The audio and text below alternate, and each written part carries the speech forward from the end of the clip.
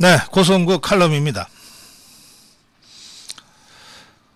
이 관료들에게 포위당하면 안 된다. 김대중이는 관료 중에서 김진표라는 자한테 녹아나가지고 완전히 관료들한테 포위당해 버렸습니다. 노무현이는 변양균이라는 관료한테 포위당해가지고 뭐 경제는 보수, 사회는 진보, 말도 안 되는 소리 갖고 우왕좌왕하다가 정권이 끝났어요. 문재인이는 김동연이 같은 관료한테 포위당했어요. 100만 공무원들을 우리가 관료라고 부르는데 이 관료는 정책 집행의 수단이지 정권의 주체가 될 수는 없습니다. 왜? 이들은 선출된 권력이 아니니까. 공무원 중에 선출된 공무원이 있습니까? 단 한 명도 없어요. 지금 한덕수 총리 이하 100만 공무원들 누구도 선출되지 않습니다. 임명될 뿐이죠. 따라서 그들은 수단이에요. 정권의 수단. 선출된 권력만이 국민을 대표할 수 있는 겁니다.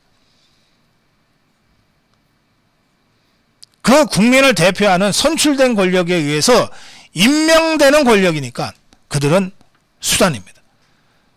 근데 그 수단이 권력의 핵심을 둘러싸고 스스로 권력체로 전화하는 순간 권력의 주종관계가 뒤바뀌게 되는 겁니다. 대통령실은 역대 어느 대통령실이든 대개 정책의 수단인 관료들이 절반쯤 되고 권력의 주체인 선출된 대통령을 함께 모시고 정치했던 어쩌다 공무원 된 어공들이 절반쯤 됩니다. 당연히 어공들이 적어도 그 정권 하에서는 더 정치적 영향력이 클 수밖에 없어요. 커야 정상이에요.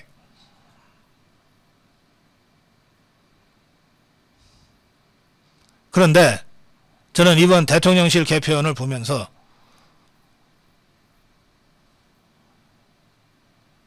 무능한 어공들, 무능한 정치권 인사들이 걸러지지 않고 들어가는 바람에 빌미를 줬다고는 생각하지만 수십 명이 퇴출되는 과정에서 결과적으로 선출된 권력의 영향력이 경향적으로 퇴조하고 정책의 수단, 정권의 수단에 불과한 이 임명된 이 권력들이 사실상 정권의 주인이 되는 본말 전도가 벌어지지는 않을까 걱정입니다. 그동안 우리가 윤석열 대통령실의 많은 문제들을 제기하면서 가장 큰 책임으로 김대기 비서실장을 꼽았습니다.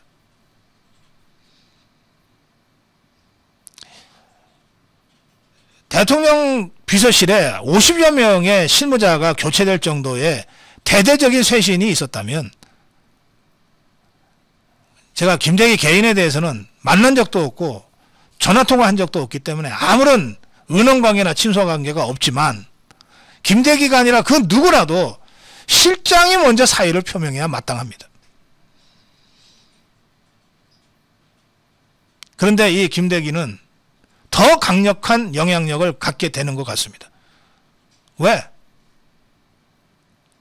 여의도 출신의 어공들이 거의 대부분 다 교체가 됨으로써 대통령실이 늘공들로 채워져 있기 때문에 그래요. 이걸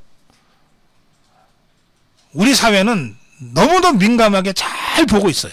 야 김대희가 신실세가 되나 보다. 그러면 이제 이런 일이 벌어집니다. 지금 포스코의 회장이 최정우라는 자인데 뭐 누군지 모르겠어요. 개인적으로. 좋은 사람인지 나쁜 사람인지도 모르겠어요. 그러나 지금 포스코 회장을 하고 있으니까 문재인이가 임명한 사람이죠. 형식상 민영화된 기업이지만 실제로는 대통령이 임명하는 자리입니다. 문재인이가 임명한 자예요. 누군지 몰라도. 이 자가 2024년까지가 임기를 합니다. 그러나 상식을 갖고 있는 자라면 정권 바뀌었을 때 사의를 표명해야죠. 그런데 그런 상식 갖고 있는 자들이 별로 없잖아요. 특히 문재인이가 임명한 자들이 상식이 있겠습니까? 하나같이 다 파렴치하고 무렴치한 자들이지. 한상혁이, 전현희, 정현주. 이자도 그런 류일 것 같아요. 제가 누군지는 모르지만. 그래서 이 최정우라는 포스코 회장이 최근 들어서 윤석열 정부 출범 전후해서 포스코 계열사로 영입한 사람들이 있어요. 김강욱 변호사를 영입했다고 하고 김용종 변호사를 영입했다고 합니다. 김강욱 변호사를 대외협력 사장으로 영입했다고 하고 2022년 3월입니다. 그러면 대통령 선거 끝난 다음일 가능성이 많잖아요. 그 다음에 김용종 변호사를 영입했다고 합니다. 제가 이 두 사람도 잘 몰라요. 김강욱이 누군지, 최용종, 김용종이 누군지 몰라요. 그런데 제가 이 주말에 이런저런 이야기를 어르신들로부터, 선배들로부터 들으면서 제가 정리한 겁니다. 김강욱이라는 사람, 이 최정우라는 포스코 회장이 어떻게든 저 임기를 좀 더 해보려고 하면서 포섭한 사람. 김강욱. 이 사람 말이에요. 대전에서 고검장을 할 때 고검장 바로 밑에 차장검사로 윤석열 대통령이 있었다고 합니다. 이 사람 사법연수원 19기고 윤석열 대통령은 좀 늦어서 23기인데 연수원 4년 선배. 나이로는 아마 윤석열 대통령이 더 많거나 비슷했겠죠? 이 사람 영입하면서 이 최정우라는 자가 어떻게 대접을 했냐? 연봉 10억. 판공비 4억 5천. 무제한 한도 쓸 수 있는 법인카드 중에 블랙카드라고 하는 게 있는 모양입니다. 이렇게 해서 영입했다는 거예요. 그럼 이 사람한테 기대하는 게 뭐겠습니까? 이렇게 엄청난 돈을 주면서 영입했을 때 최정우라는 자가 기대하는 게 뭐겠습니까? 대통령한테 말 좀 잘해줘. 이거 아닐까요?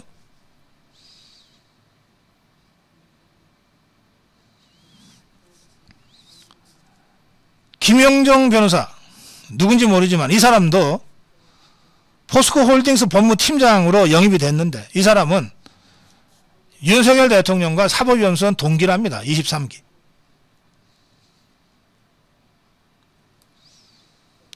이 사람도 10억 가까운 연봉을 받고 법무팀장으로 갔답니다. 이 사람 지금 어디 사는지 아십니까? 제가 들었어요. 아크로비스타 같은 아파트 주민이었답니다. 사법연수원 동기고 같은 아크로비스타 주민이고 이런 사람이 최근에 포스코에 영입이 되는 거예요. 이 사람 이렇게 엄청난 연봉 줘가면서 뭐 때문에 영입했겠어요? 혹시 뭐 기회가 있으면 윤석열 대통령한테 말 좀 잘해줘. 저는 이랬을 거라고 짐작합니다. 합리적 의심을 합니다.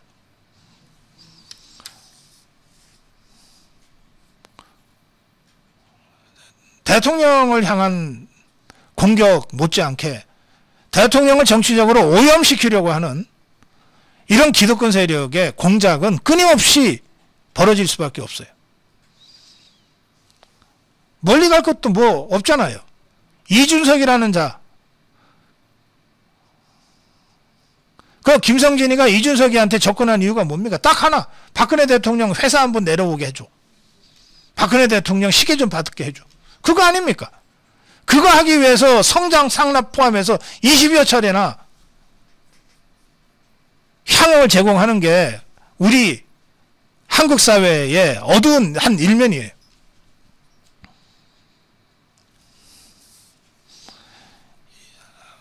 지금 제가 김강욱, 김영종 이 두 사람의 사례만 지금 말씀드렸습니다. 이 김강욱, 이명박 때 청와대 민정비서관으로 있으면서 김대기 당시 경제수석하고 매우 친분관계가 깊은 것으로 알려졌습니다. 그러니까 영입된 거예요. 대통령과의 관계도 좋죠. 중요하지만 김대기 실장과의 관계도 고려됐을 겁니다.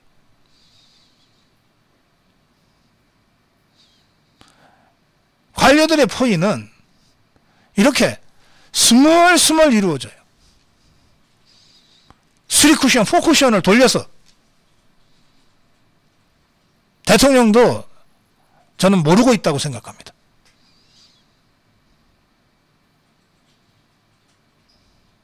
그래서 제가 좀 다소 이른 감은 있지만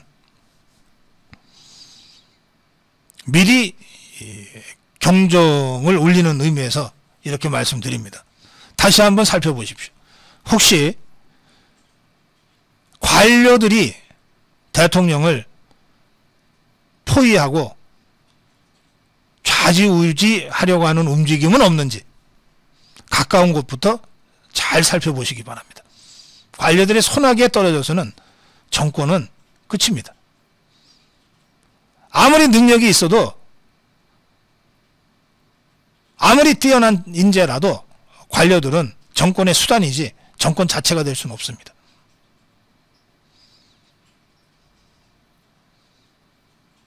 이 점을 윤석열 대통령이 좀 깊이 좀 돌아보시길 바랍니다.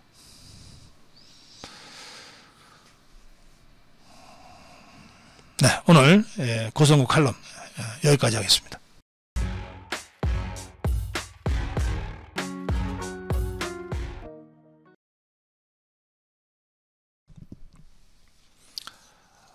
네, 고성국 칼럼입니다. 본격적인 진지전이 시작됐다. 이게 제가 어제 그저께 한번 전해드린 뉴스이긴 한데요. 그 중요성을 감안해서 한 번 더 정리해 보겠습니다. 국무총리실 산하에 시민사회위원회라고 하는 것이 있습니다.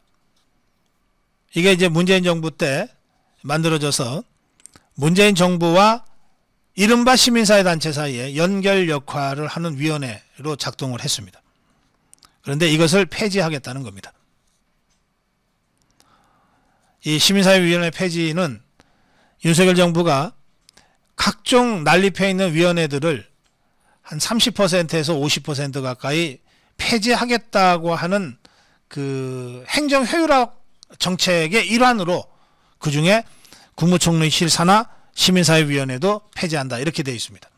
그런데 다른 위원회들도 다 중요 폐지 자체가 갖는 의미가 크지만 이 시민사회위원회 폐지는 좀 전혀 차원이 다른 의미를 갖고 있습니다. 이 총리실은 이 시민사회위원회 폐지를 위한 절차를 밟고 있어요. 시민사회 활성화, 공익활동 증진에 관한 규정 폐지 법령안 의견 조회라는 제목의 공문을 각 부처, 위원회, 지방자치단체에다가 다 보냈습니다. 폐지령 안에 대한 검토 의견을 8일까지 이미 받았습니다. 윤석열 대통령도 이 대선 당시인 3월에 언젠가부터 일부 시민단체가 권력에 대한 감시와 견제라는 본연의 임무를 상실한 채 정치 권력과 유착관계를 형성했다. 시민단체의 불법 이익을 전액 환수해 고통받는 자영업자와 어려운 약자들을 위해 쓰겠다라고 공약한 바가 있습니다. 그런데 이 시민사회위원회가 폐지 수순을 밟고 있다는 소식이 알려지자 좌파들이 모두 들고 일어났습니다. 소수의 목소리를 대변하면서 정부를 감시하고 견제해온 시민단체의 수족을 다루려는 윤석열 정부의 의도는 뭐 견제받지 않는 무소불위 권력을 행사하는 것에 분명해 보인다. 뭐 이런 식의 비난입니다.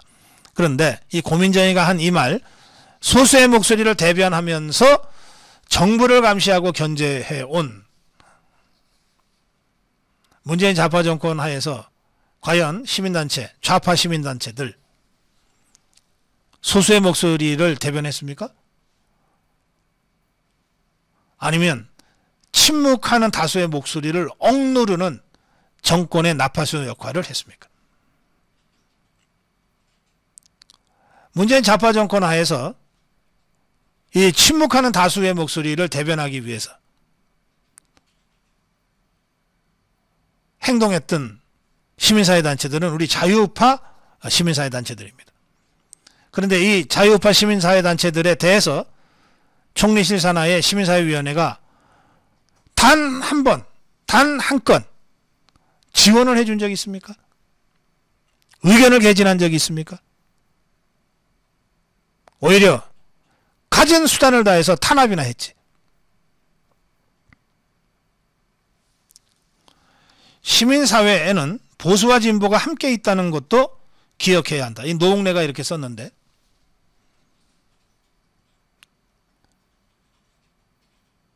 보수와 진보가 함께 있다는 것을 인정하지 못하는 것은 좌파들입니다. 5년 전에 문재인 좌파 세력이 정권 잡고 난 다음에 제1성이 뭐였습니까? 적폐 세력 청산 아니었습니까? 보수 세력을 서로 다른 함께 해야 될 파트너라고 인정하지 않았어요. 척결해야 될, 분괴시켜야 될 적폐 세력이라고 규정했어요. 우리 자유우파는 지난 5년간의 좌파 폭정에도 불구하고 그래도 합리적 진보는 함께 있어야 돼 라고 하는 생각을 여전히 갖습니다. 사이비 좌파들이 문제지 진짜 합리적 진보는 대화 상대가 될 수 있어. 예컨대 당장 아까 소개해드린 시대전환의 조정훈 우파 아닙니다. 좌파 정치인이에요. 그러나 그 사람의 합리적인 이 행동은 우리 자유파라도 다 인정하는 것 아닙니까? 그러나 좌파들은 단 한 번도 우리 자유파를 인정한 적 없어요. 문재인 좌파 5년 동안 단 한 번도 인정한 적 없습니다. 전쟁의 상대, 괴멸의 상대, 척결의 상대. 그래 놓고 와서 이제 와서 무슨 소리를 하는 거야? 노웅래. 문재인 좌파 정권 5년 동안에 단 한 번이라도 이런 소리를 했었어야지.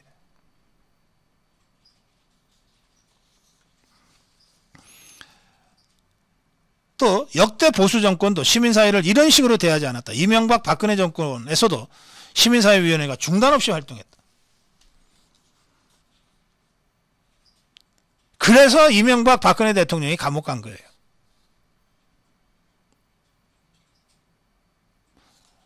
저 좌파들의 동원 조직으로 전락한, 좌파들의 나팔수로 전락한 시민사회라는 외형을 뒤집어 쓴 저런 사이비 좌파들을 척결하지 못했기 때문에 저 사이비 좌파들이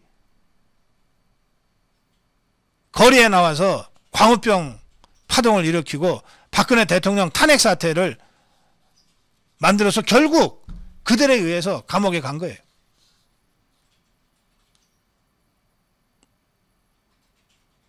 우리가 합리적 진보를 거부하는 것이 아닙니다. 새는 두 날개로 나는 거죠. 좌익과 우익 두 날개로 나는 거죠. 단 이게 정상적인 날개일 때 가능한 얘기입니다. 이게 썩은 날개면은 빨리 잘라내고 수술해야 돼요. 제 눈에는 지금 좌파 연하는 자들 이게 썩어버린 날개예요. 좌익도 아니에요. 제대로 된 좌익도 아니에요. 사이비 좌파지. 그 주사파가 무슨 좌파입니까? 사교 집단이지. 그래서 이들에 의해서 심각하게 오염된 이 좌파 커넥션을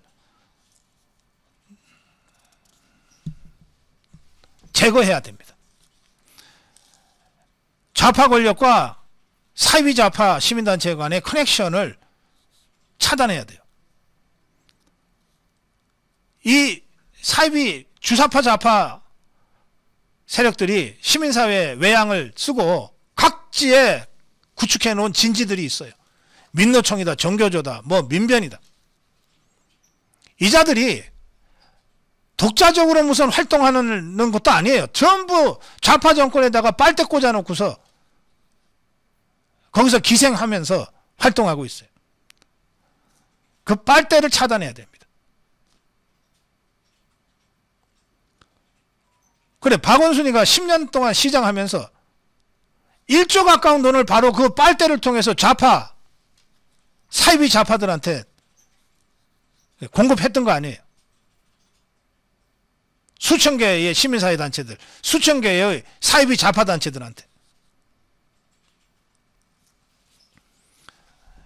저는 윤석열 대통령이 바로 이런 이 사이비 좌파 척결, 정치 권력과 사이비 좌파 시민단체 간의 유착관계 커넥션을 단절시키겠다고 하는 이런 조치를 하겠다고 결단한 데 대해서 내가 높이 평가합니다. 우리 자유표가 바랬던 것이 바로 이런 모습이에요. 이걸 통해서 우선 엄청난 이 시민들의 누수된 세금을 회수해야 됩니다. 더 이상 빨대를 통해서 사이비 좌파들한테 흘러가지 않도록 차단해야 됩니다. 그리고 이들의 과도한 영향력, 과잉 정치화된 과도한 영향력을 뿌리부터 꺾어내야 돼요. 이 자들이 이렇게 독버섯처럼 온 시민사회단체를 오염시키고 있기 때문에 마치 미국 자리공처럼, 그렇기 때문에 정말 다양한 이 생태계가 조성이 안 되는 거예요.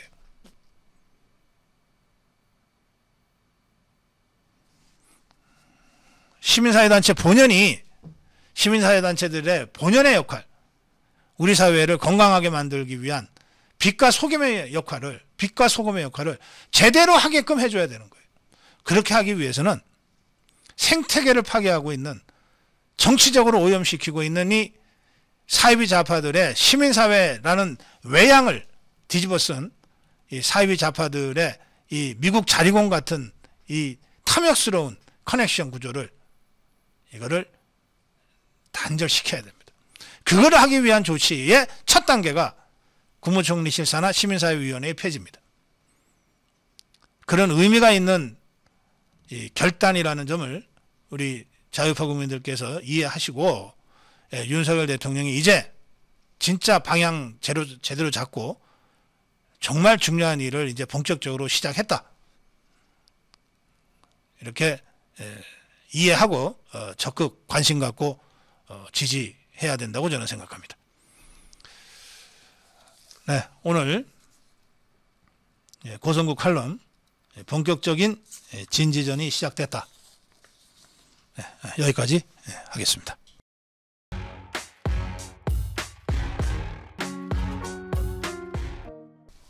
네, 고성국 칼럼입니다.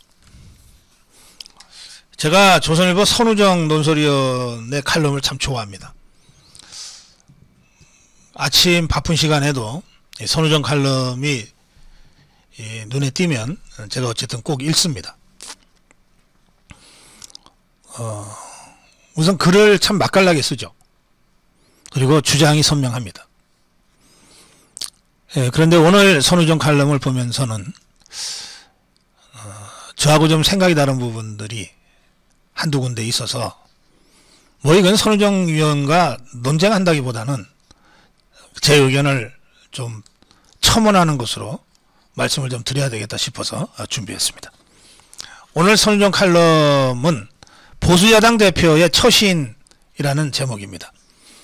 이 글에서 선우정 위원은 원희룡 지사, 원희룡 장관과 이준석이를 비교했습니다. 저는 뭐 비교 자체가 안 되는 두 사람이다 이렇게 생각합니다만, 뭐 그러나 뭐 정치적으로는 비교할 수 있죠.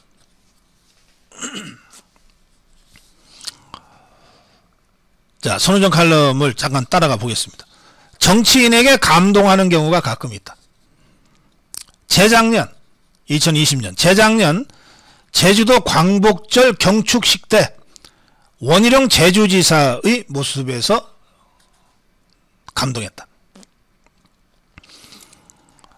광복회 관계자가 김원웅이의 기념사, 이승만 대통령과 백선엽 장군을 맹비난하는 김원웅이의 기념사를 대독할 때 원희룡 지사가 그 기념사가 끝난 후 단상에 올라가서 이를 반박했는데 분명히 짚고 넘어가지 않을 수 없는 부분이 있습니다. 원희룡 지사의 축사입니다. 분명히 짚고 넘어가지 않을 수 없는 부분이 있습니다. 치우친 역사관을 기념사라고 대독하게 한 처사에 대해 매우 유감입니다. 김일성 공산군대가 대한민국을 공산화시키려고 왔을 때 목숨을 걸고 나라를 지켰던 군인과 국민이 있습니다.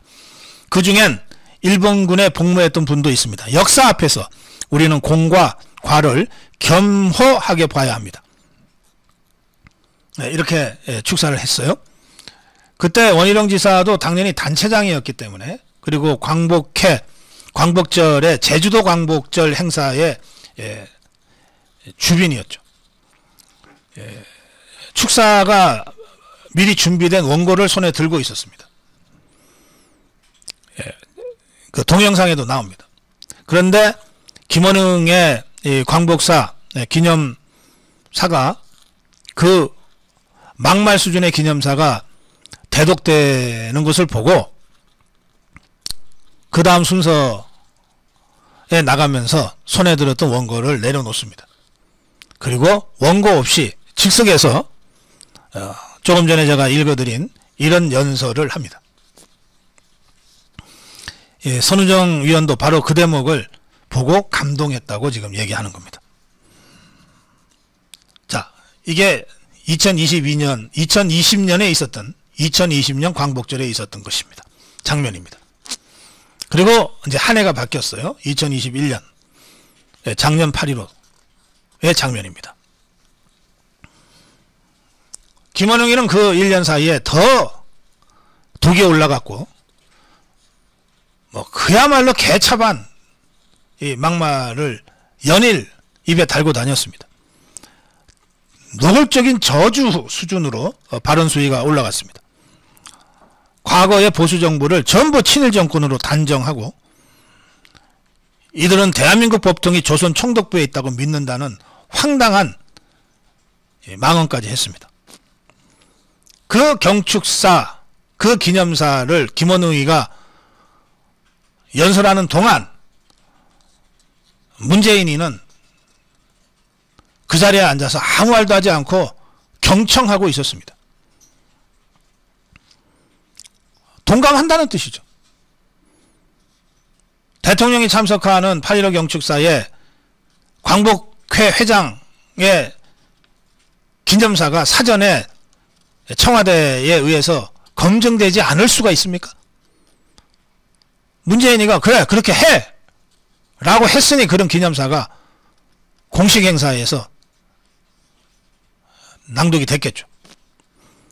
자, 이거 같은 편이니까 그럴 수 있다고 본다. 선우정 위원은 이렇게 얘기합니다. 같은 편이니까. 문재인이하고 김원웅이는 그럴 수 있다고 본다. 같은 편이니까. 그런데 그때 단상에 야당 대표도 있었다. 이준석이가 있었다. 만약에 그 자리에 원희룡이 야당 대표로 앉아 있었다면 중계를 중단 요구하고 항의하고 퇴장했을 것이다.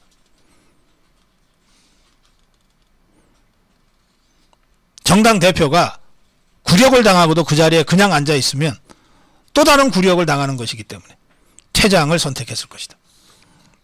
그런데 이준석이는 미동도 하지 않고 앉아 있다가 경축식이 끝나자 문재인이한테, 문재인 부부한테, 문재인이 김정숙이한테 공손하게 절을 하고 자리를 떴다.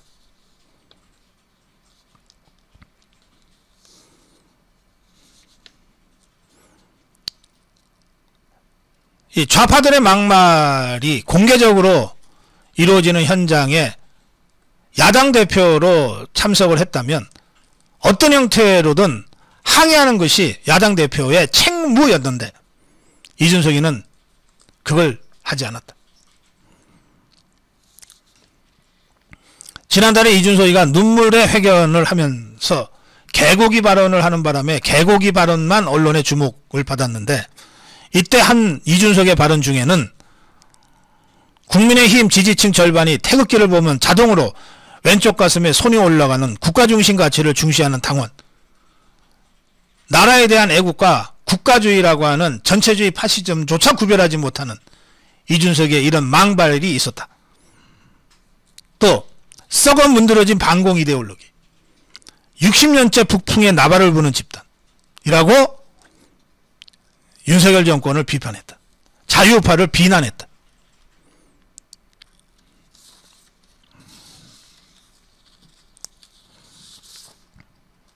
자, 이렇게 원희룡과 이준석이 얼마나 다른지를 쭉 정리를 해놓고 나서 선우정 위원의 다음 논제는 도덕성 문제인데요. 제가 선우정 위원과 좀 생각을 달리하는 부분은 바로 이 부분입니다. 보수의 관점에서 선우정 위원의 주장입니다. 보수의 관점에서 이준석의 핵심 문제는 도덕성이다. 박근혜 정부 때 어떤 총리 후보자는 변호사 수임료 16억 원 때문에 물러났다. 법적으로 문제가 전혀 없었지만 도덕성을 중시해 자진 사퇴했다. 보수적 가치에 충실했기 때문이다. 이 선우정 의원이 얘기한 이 사람은 안대희 대법관일 겁니다. 안대희 대법관은 그때 물러나면서 국민 눈높이에 맞지 않는 너무 많은 이 수임료를 받았다. 사회 환원하겠다고 약속했고 그 사회 환원을 지금도 지키고 있는 걸로 제가 알고 있습니다. 훌륭한 인품과 인격을 갖춘 진짜 보수죠. 그런데 이준석이는 그게 못 미친다. 이런 주장입니다. 그런데 저는 이준석이라는 자를 원희룡 장관과 비교한 것도 좀 비교 자체가 잘못됐다. 수준이 그렇게 어느 정도 같아야 비교가 되는데 완전히 수준이 다른 자를 비교하니까 좀 잘못됐다. 더구나 도덕성 기준을 얘기하면서 안대희 대법관과 이준석이를 비교하는 것 자체는 그야말로 이준석이를 과대평가에도 이만저만 과대평가한 것이 아니다. 이건 어불성설이다. 이렇게 제가 느꼈습니다. 그래서 제가 한마디 드립니다.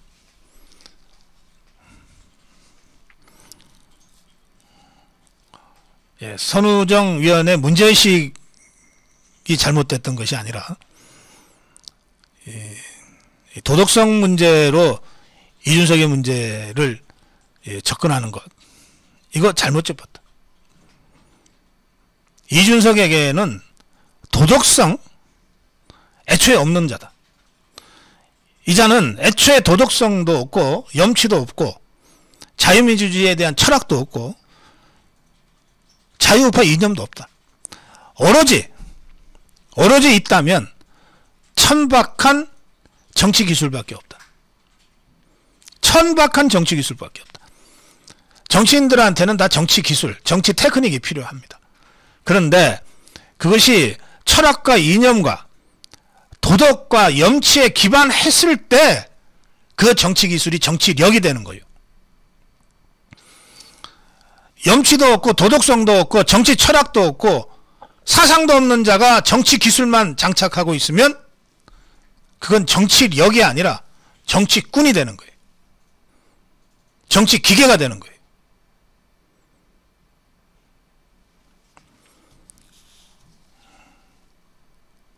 물도, 산속의 깊은 샘물도 사슴이 먹으면 약이 되지만 독사 새끼가 먹으면 독이 됩니다. 물이 잘못입니까? 물의 잘못이 아니에요. 그 물을 먹고 독을 만드는 독사 새끼의 잘못이죠. 지금 이준석의 머릿속에는 세 가지가 꽉 차 있다고 생각합니다. 첫째, 사법의 철퇴를 어떻게 피할 건가. 이제 감옥 갈 것 같으니까 이거 어떻게 도망가지.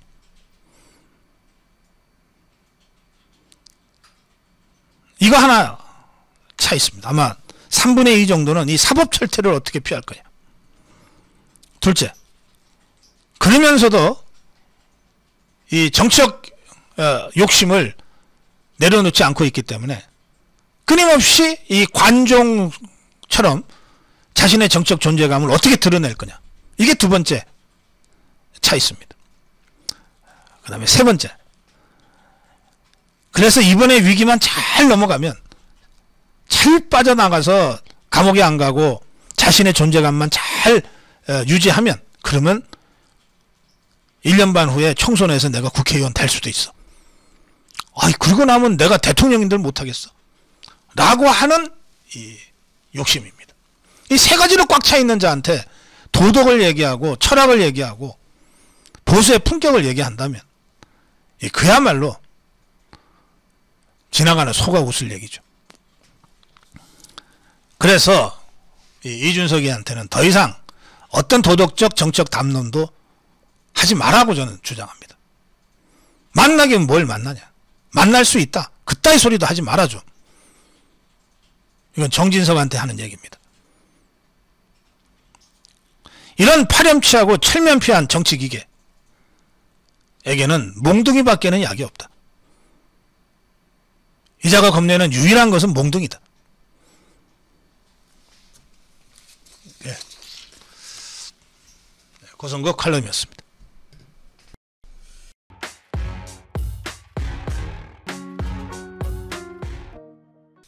자, 네, 고성국 칼럼입니다. 제가 이 문재인 좌파 정권 5년 동안에 비겁한 자들 참 많이 봤습니다. 우파였던 자들 중에서도 비겁한 자들을 참 많이 봤습니다. 사악한 자들도 참 많이 봤어요. 그런데 정말 비겁하고 정말 사악한 것이 결합되어 있는 자,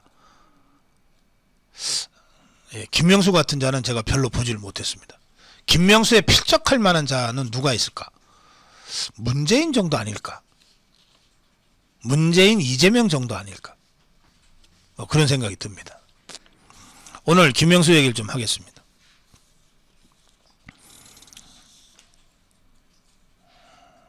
김명수, 대법관도 지내지 않은 자가 대법원장에 덜렁 지명이 됐어요. 춘천 지법원장 하던 이 김명수가 덜렁 덜컥 대법원장에 지명이 됐어요. 청문 준비 사무실이 마련되어 있는 대법원으로 출근할 때 버스 타고 출근했어요. 이자 평소에 버스라고 하는 것은 전혀 타보지 않은 자라고 합니다. 그래서 언론에 나타난 첫날 그 어색한 쇼로 시작한 게 이 김명수입니다. 이자가 대법원장이 됐어요. 제일 먼저 한 게 대법원 관사 리모델링 한 겁니다. 국회에서 원래 대법원이 요청한 한 14억을 그건 너무 많다. 관사 리모델링 하는데 뭐 그렇게 많이 드냐 하고 한 10억 조금 안 되는 돈으로 깎았는데 이자가 편법을 써가지고 19억인가로 늘렸어요. 그 중에 한 8억은 관사 외부에 이태리 대리석으로 삐까뻔쩍하게 꾸민 데 썼다고 합니다.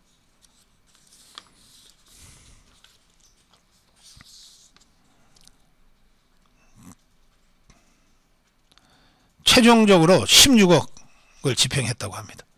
지출한 금액 중 8억 원은 수입, 석재, 외관공사에 사용했다고 합니다.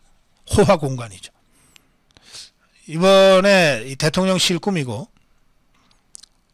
대통령 그 관저, 외교부 장관 관저를 리모델링 했잖아요. 그거 예비비 지출도 제대로 안 되게끔 제안했습니다. 대통령 관저 이렇게 호화롭게 꾸미지 못했어요. 꾸밀 필요도 없었죠. 근데 김명수라는 자 이렇게 살고 있습니다.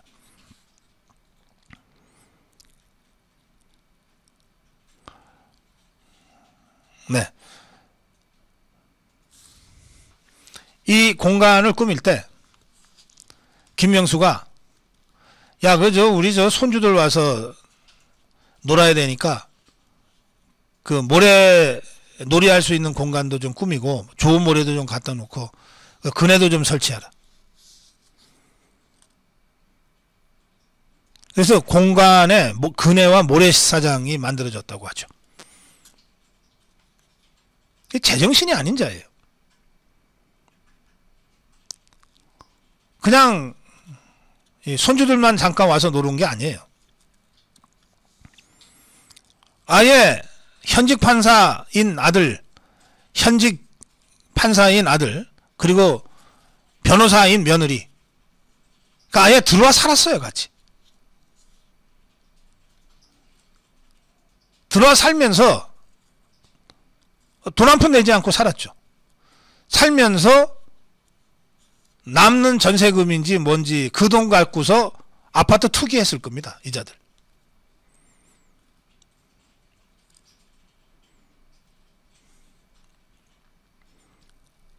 이 김명수의 아들은 결혼한 후에는 그 장인 소유 아파트에 살다가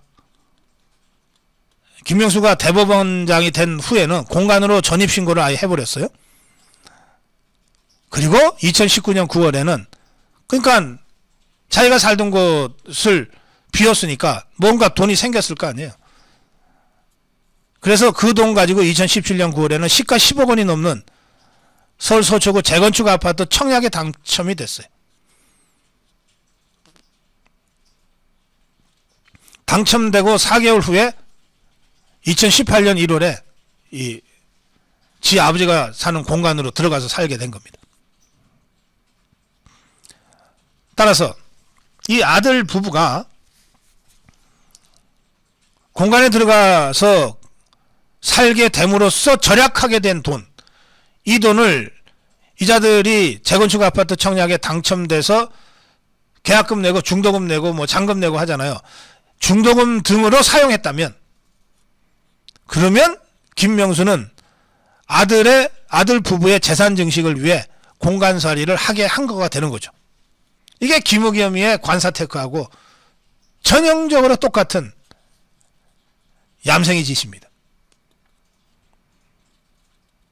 그것도 모자라서 아까 말씀드린 대로 손주들 놀아야 된다고 그네도 만들어라, 모래사장도 만들어라.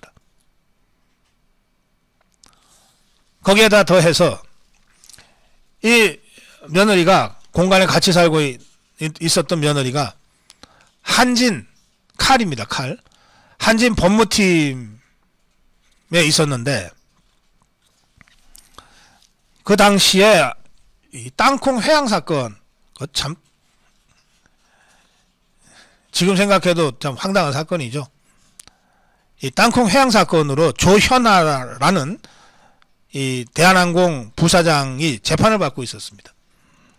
대법원까지 갔는데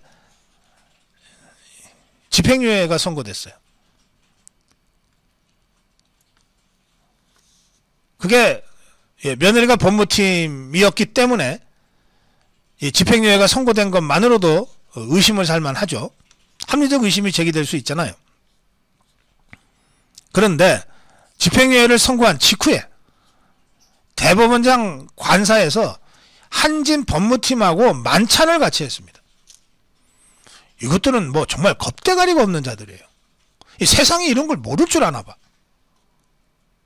자, 한진 법무팀 입장에서는 대법원장의 며느리가 법무팀에 있어요. 그리고 그 오너 일가인 조연아가 재판을 받고 있어요. 근데 마침내 이 대법원에서 일부 무죄가 나오면서 집행유예가 떨어졌어요. 그리고 그 직후에 대법원장 공간에서 한진법무팀, 며느리가 포함된 한진법무팀과 만찬이 이루어졌어요. 이 자들이 빈손으로 갔을까요? 어떻게 생각하세요? 빈손으로 맨송맨송 가서 대접만 받았을까요? 누가 슈퍼갑이고 누가 을인데. 저는 빈손으로 갔을 리가 없다고 생각합니다. 이런 거 조사해야 됩니다.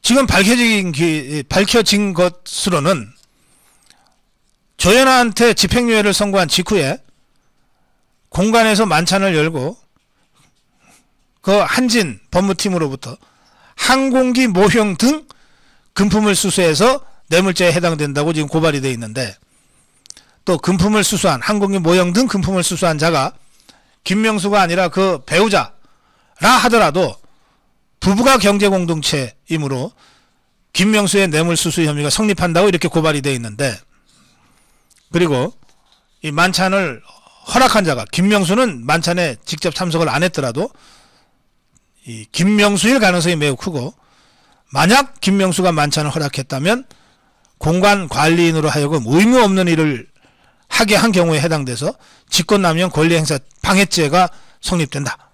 뭐 하여튼 이런 식으로 당시에 문제가 됐었습니다. 대법원장 공간에 대법원장이 모르게 어떻게 만찬을 합니까?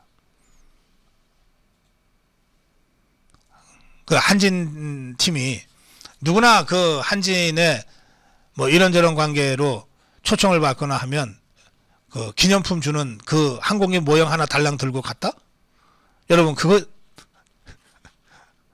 정말 그렇게 됐을까요?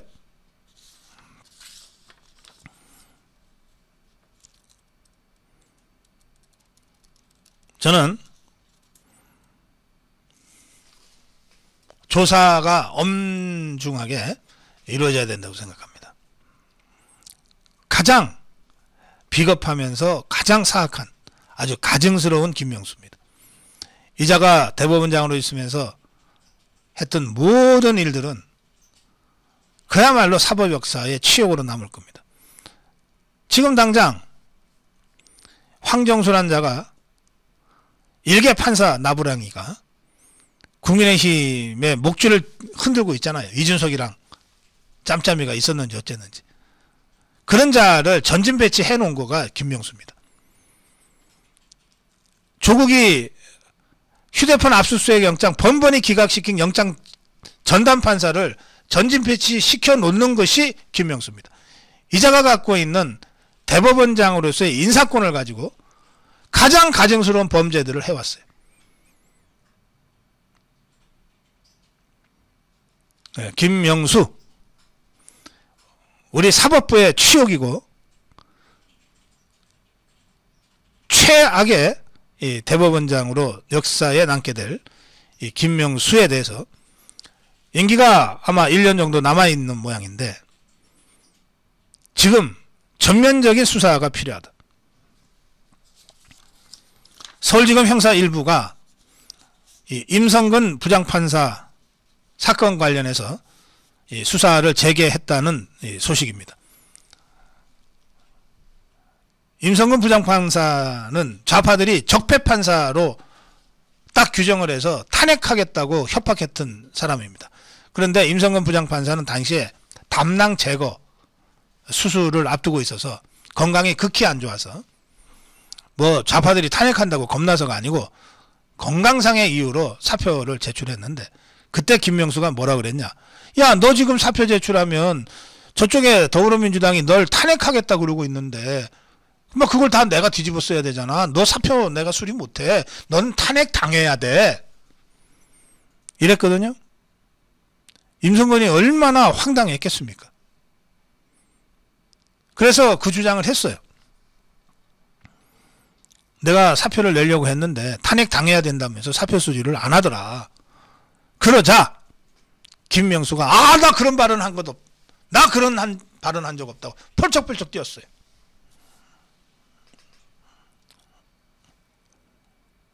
임성근이 녹취록을 딱 공개했습니다. 그 다음날 임성근과 김명수의 대화 녹취록을 딱 공개했습니다. 새빨간 거짓말을 김명수가 했다는 것이 백일화에 드러났어요.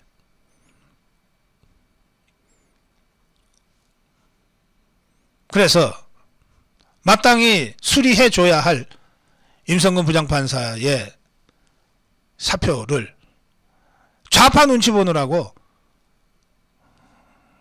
시범 케이스로 탄핵시켜야 된다고 사실상 좌파들한테 동조해서 직권을 남용해서 수리를 안 한 거예요. 이 부분에 대해서도 지금 고발이 들어가 있습니다.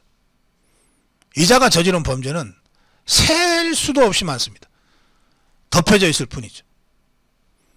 아예 저는 국민의힘 김명수 TF 구성해서 지금 조사 들어가야 된다고 생각합니다. 검찰도 김명수 수사 TF 구성해서 제대로 수사자료 챙기고 들여다봐야 된다고 생각합니다. 가장 비겁하고 가장 사악한 저 김명수 저자를 심판해야 대한민국 사법이 바로 선다. 오늘 칼럼 여기까지 하겠습니다.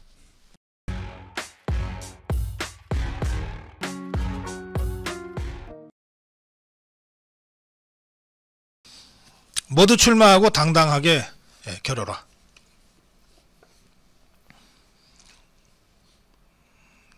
이번 주 초에 제가 월요일날 이종근 실장과 대담하면서 제가 처음으로 주호영 추대론이 부상할 수도 있다.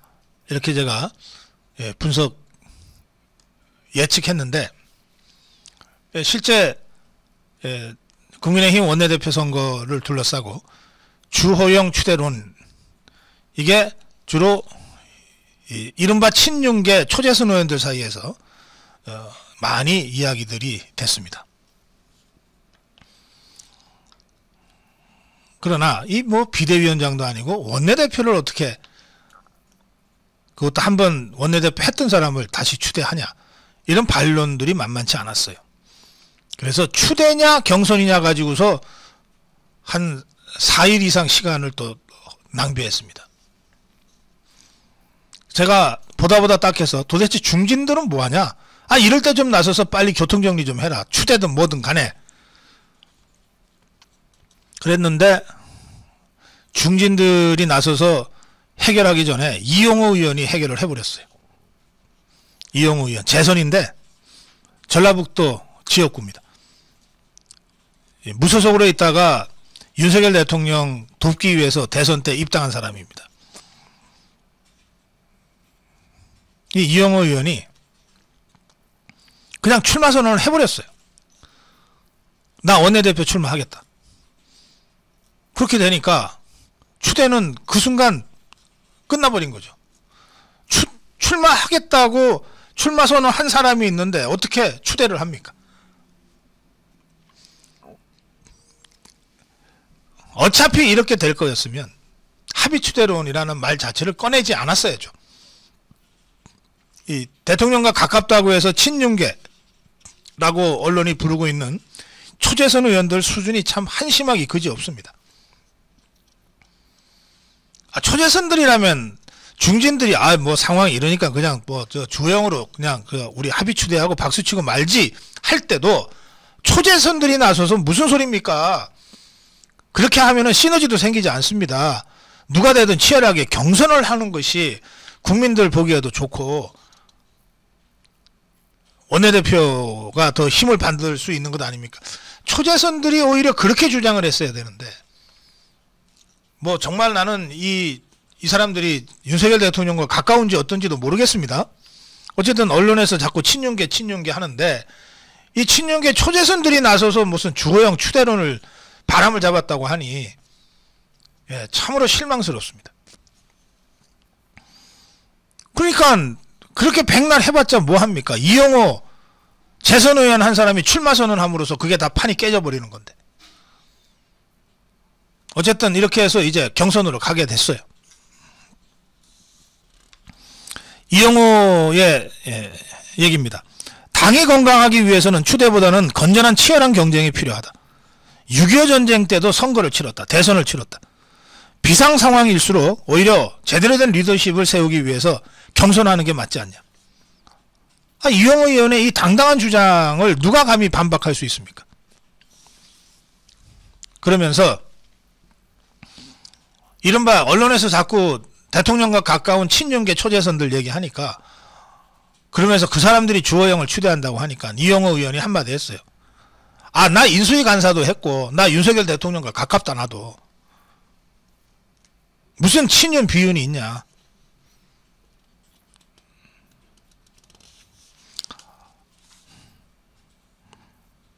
이렇게 되니까 이제 기자들이 주호영한테 몰려갔습니다. 추대하면은 할 생각이 있다는 입장이었던 것 같아요, 주호영이. 근데 이제 추대가 깨졌잖아요. 그러니까 기자들이 몰려가서 이제 경선으로 가는 모양인데 출마할 겁니까? 물어봤어요. 그러자 답을 안 드리겠다 이랬어요. 아니, 답을 안 할 게 따로 있지.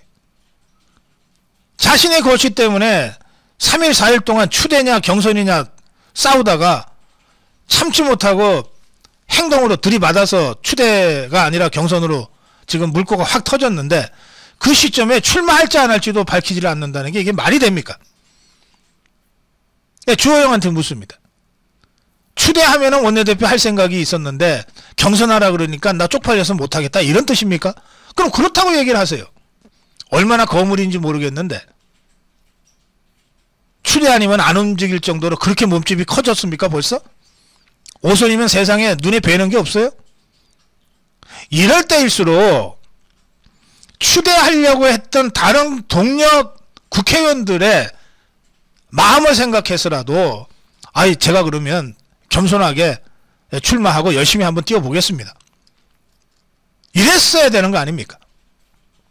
이게 뭐예요 도대체? 거들먹거리면서 뭐 추대면은 내가 뭐 한번 생각을 해봤는데 뭐 경선하라 그러는데 내가 뭐 쪽팔리게 뭐 내가 뭐 젊은 재선 삼촌들하고 뭐 경선까지 하면서까지 지금 이런 태도 아니에요? 주호영 많이 컸네. 나 그렇게 거물인 줄 몰랐어요. 이런 사람들이 당을 지금 주물럭주물럭 거린다고 하니 당이 이 모양이 되는 거 아닙니까? 중진일수록 책임 있는 사람일수록 이럴 때일수록 몸을 낮추고 경선으로 돌파하자. 나부터 출마하겠다. 내가 떨어지더라도 그게 뭐가 창피한 일이냐. 이렇게 나와야 되는 거 아니냐 이 말이에요. 나는 주호영이 이번에 꼭 원내대표요 경선에 참여해야 된다고 생각합니다. 동료 의원들의 심판을 받으란 말이에요. 당당하게.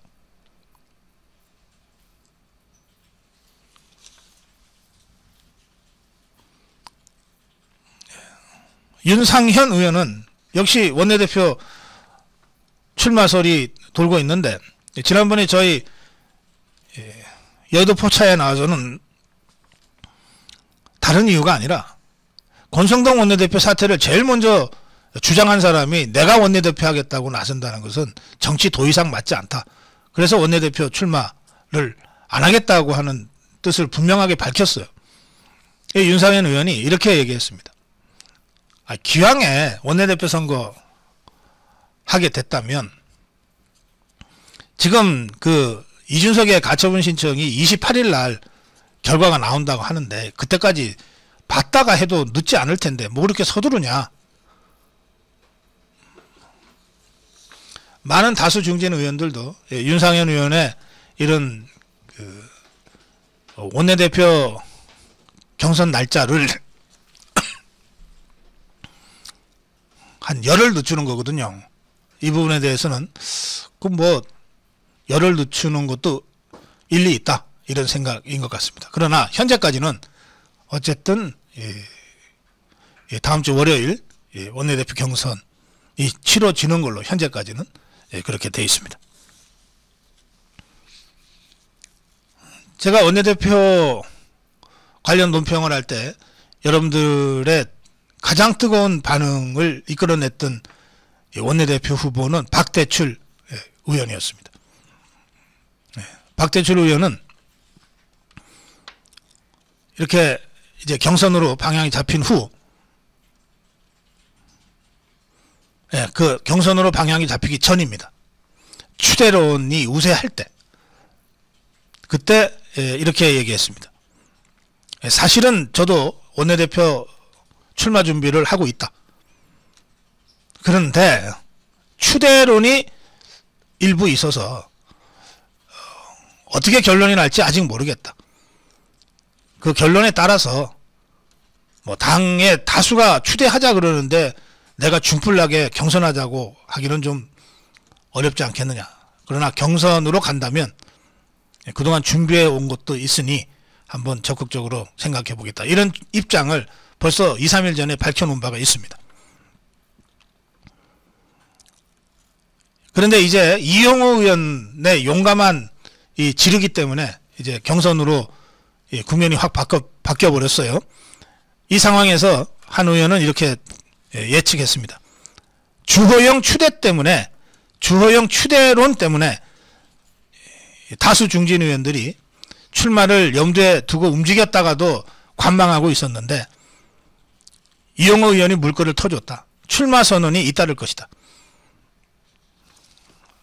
그래서 제가 이렇게 말씀드립니다.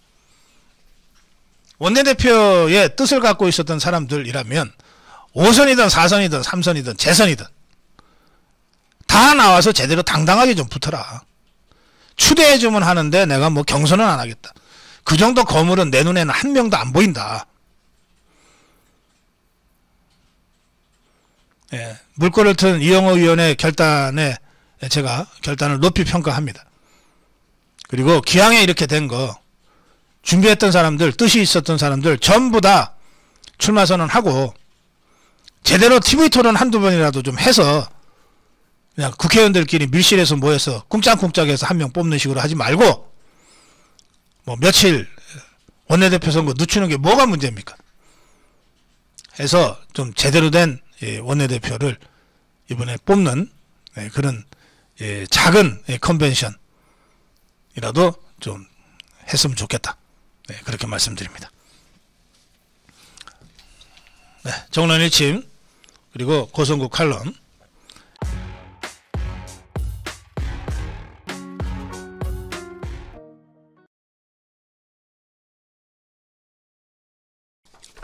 이제 고성국 칼럼 보내드리겠습니다. 오늘 고성국 칼럼은 하나를 양보하면 두 개를 내놓으라는 것이 좌파다. 좌파를 정확하게 알자. 이런 취지의 칼럼입니다. 대통령실은 국격에 맞는 내외빈 접견 공간 건립, 영빈관 건립이 불가피하다, 필요하다. 이렇게 생각하고 예산에 반영하려고 했다가 좌파들이 이걸 갖고 뭐 생특집을 잡고 뭐 수재민까지 끌어들이면서 수해 이재민까지 끌어들이면서 공격을 해대니까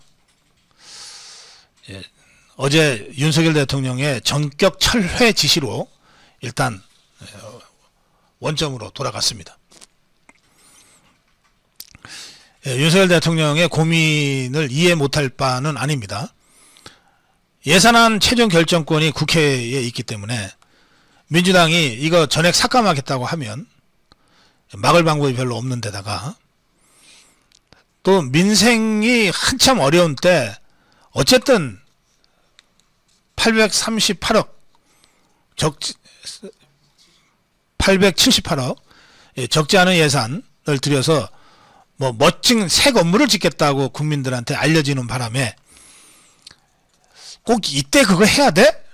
뭐 이렇게 길게 생각해 보지 않고 이런 이 부정적 여론이 좌파들의 선동과 맞물려서 만들어질 수 있다는 점도 걱정했던 것 같습니다.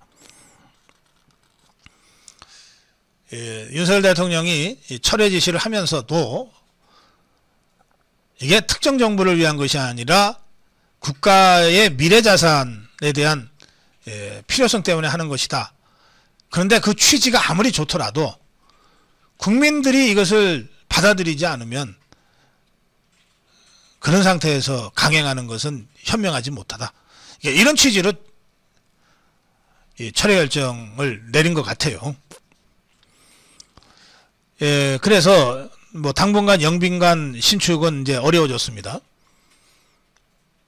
지금까지 해왔듯이 좀 옹색하지만 그 대통령실 바로 옆에 있는 국방 컨벤션 센터라든지 또는 길 건너편에 있는 전쟁 기념관 뭐 이런 또는 이 시내 호텔 뭐 굳이 따지면 대통령실에서 멀지 않은 곳에 뭐 남산에 하얏트 호텔도 있고 신라 호텔도 있고 또 뭐 힐튼 호텔도 있고 하니까 뭐 그런 데를 뭐 이렇게 적절하게 사안 케이스 바이 케이스로 이용할 수 있겠죠. 그러나 제가 어제 쭉 여러 나라 사례를 보여드렸는데 영빈관은 필요합니다. 그래서 저는 정치 환경이 좀 개선되면 쉽게 말해서 총선에서 우리가 다수당이 되면 영빈관은 다시 국민적 공감대를 수렴해서 다시 재추진해야 된다. 그렇게 생각합니다. 자, 영빈관 논란은 제가 이 정도로 마무리하겠습니다. 중요한 것은 그 다음부터입니다. 철회했어요, 대통령이. 하루 만에.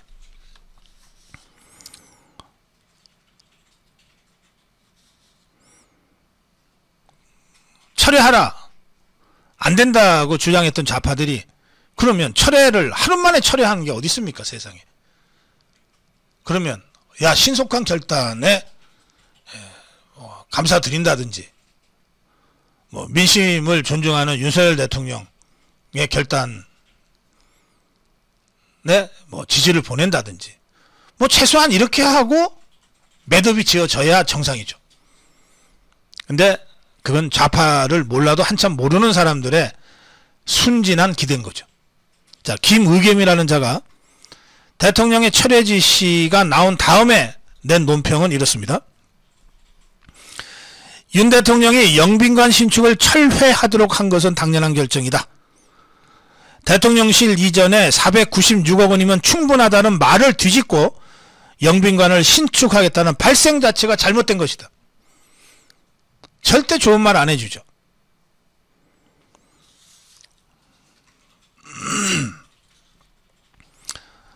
이어서 김의겸이는 좌파들이 이제 신이 났어요. 야, 저거 발 잘못 디뎌서 넘어졌다 하고 보는 거죠. 그러면 우리 같으면 누군가 넘어지면은 반사적으로 손이 나가서 이렇게 세우려고 하잖아요. 좌파들 바로 가서 달려들어서 짓밟아 버립니다. 자, 김의겸의 논평입니다. 국민들은 영빈관 신축이 누구의 지시인지 묻고 있다.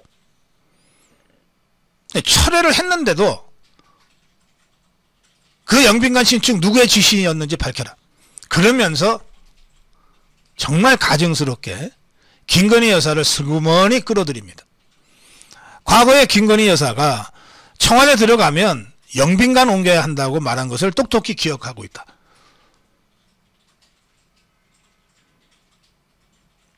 그러면서 대통령실 이전부터 영빈관 신축까지 대통령실을 둘러싼 각종 의혹과 논란을 규명해야 한다.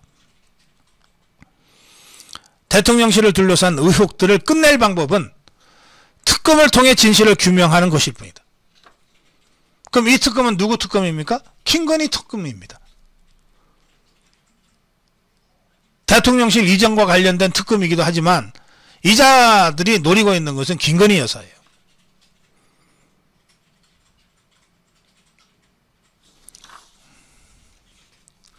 우리 자유파 국민들은 어제 윤석열 대통령의 영빈관 신축 철회 지시를 보면서 좀 허탈했지만 뭐 그래도 이런 때 현명하게 빠른 결정을 내렸다 라고 생각하고 마음을 정리하셨을 겁니다.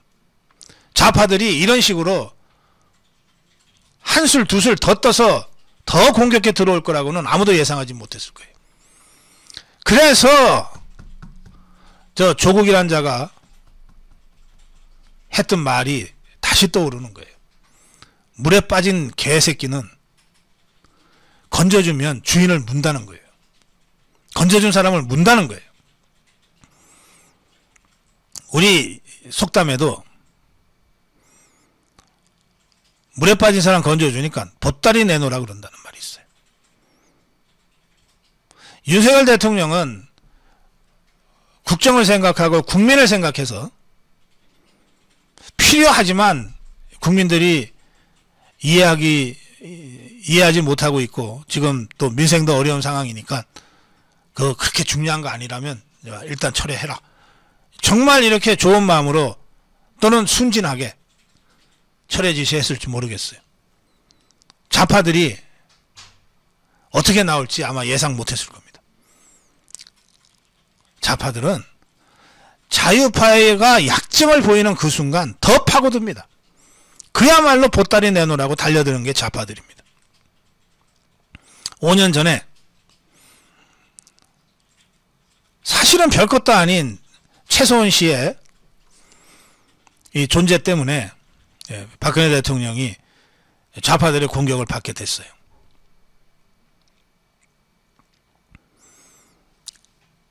박근혜 대통령이 당황하기도 하고 또 내가 이렇게 설명드리면 국민들께서 이해하시겠지. 내가 이렇게 설명드리면 좌파들 야당도 더 이상 문제 삼지 않겠지. 그리고서 대국민 사과 기자회견을 했어요.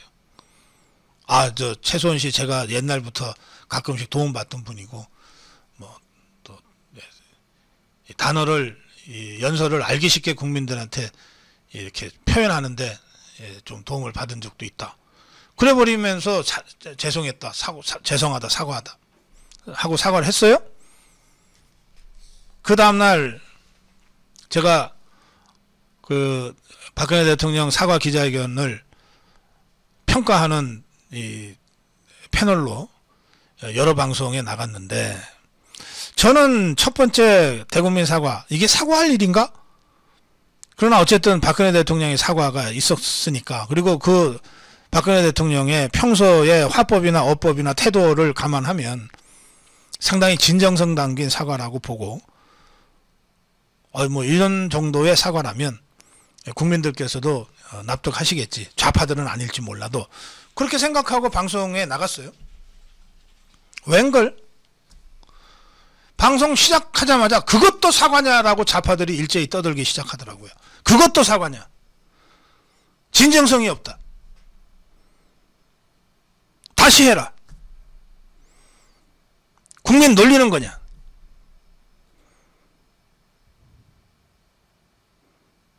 일단 사과를 한번 해놓은 상태에서 그렇게 공격을 받으니까 박근혜 대통령 입장에서도 다른 방법이 없어졌던 거예요.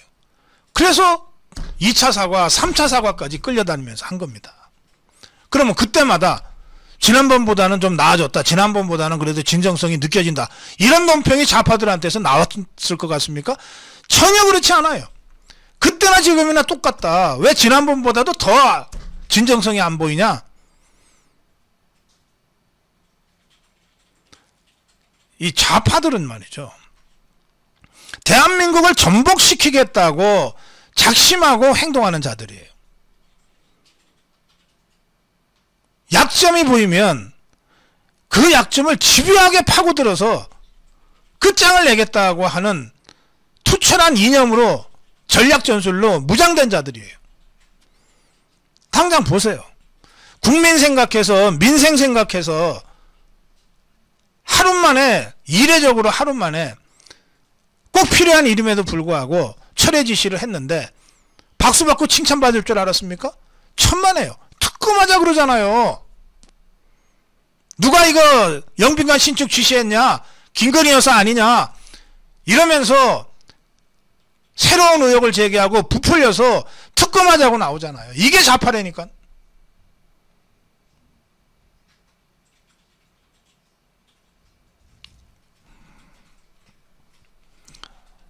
뭐 하다 보면 전투에 질 때가 있어요. 그러나 기세에서는 져서는 안 됩니다. 곧 죽어도 장군은 장군이어야 하고 곧 죽어도 사령관은 사령관이어야 한다고요.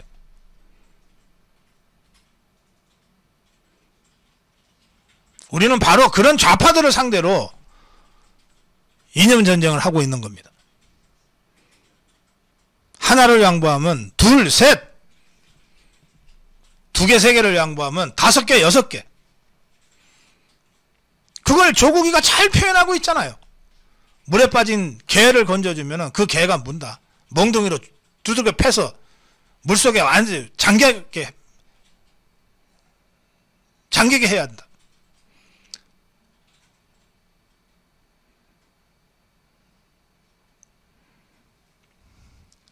윤석열 대통령은 제가 이렇게 거칠게 표현해서 죄송하지만 좌파들한테는 몽둥이로 두들겨 팰 개로 보인단 말이에요. 좌파들은 윤석열 대통령을 그렇게 생각한다니까.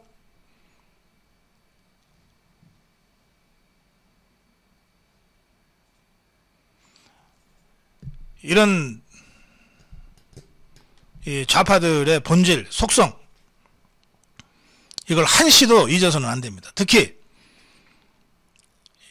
대통령실, 대통령을 근접 보좌하고 있는 대통령실, 대통령 실장 이하 수석들 좀 제발 정신 좀 차리세요.